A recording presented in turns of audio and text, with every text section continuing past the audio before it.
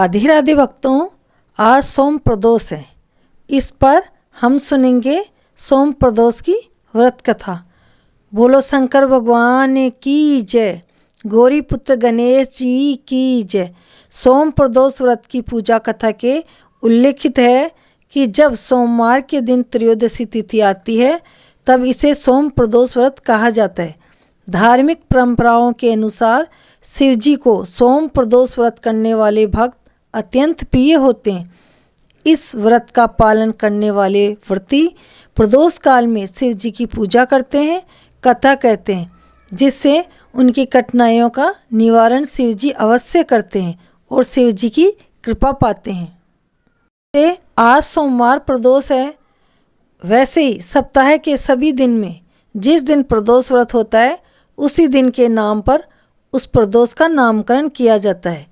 जैसे मंगलवार को होने वाले प्रदोष को मंगल प्रदोष कहते हैं, ऐसे ही सभी प्रदोष का उसी वार के नाम से लिया जाता है। लेकिन जो सबसे अच्छा वार पे प्रदोष पड़ता है वह है सोम प्रदोष।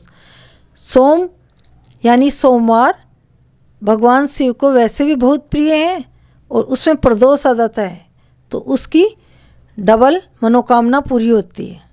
सोम प्रदोष के अवसर पर भगवान शंकर की आराधना के लिए व्रत करना चाहिए।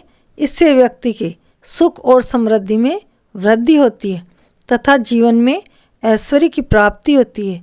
यह ध्यान रखना आवश्यक है कि किसी भी प्रदोष व्रत के दिन त्रयोदशी तिथि में प्रदोष काल अर्थात संध्या समय का विशेष महत्व होता है। इस अवसर पर विशेष व्रत कथा को पढ़ने से शुभ फल की प्राप्ति होती है। सोम प्रदोष व्रत की कथा के अनुसार एक नगर में एक ब्राह्मणी निवास करती थी। उसके पति का निधन हो चुका था, जिससे वह अपने और अपने पुत्र के लिए भिक्षा मांगती थी और भिक्षा से ही अपना जीवन यापन करती थी। एक दिन जब वह घर लौट रही थी तो उसे एक घायल युवक मिला। ब्राह्मणी ने उसे अपने घर ले आई, उसकी देखभाल की। उसे यह नहीं पता था कि वह युवक विदर्भ का राजकुमार है, जिसे शत्रु सैनिकों ने पकड़ लिया था और उसके पिता को बंदी बना लिया था। इसलिए वह इधर उधर भटक रहा था। राजकुमार ब्राह्मण पुत्र के साथ ब्राह्मणी के घर में रहने लगा। तभी एक दिन अंशुमति नामक एक गंधर्व कन्या ने राजकुमार को देखा तो वह उस पर मोहित हो गई। अगले दिन अंशुमति अपने माता पिता को राजकुमार से मिलवाने लाई। उन्हें भी राजकुमार पसंद आ गया। कुछ दिनों बाद अंशुमति के माता पिता को शंकर भगवान ने स्वप्न में आदेश दिया कि राजकुमार को अंशुमति का विवाह कर दिया जाए। उन्होंने वैसा ही किया। ब्राह्मणी प्रदोष व्रत करती थी।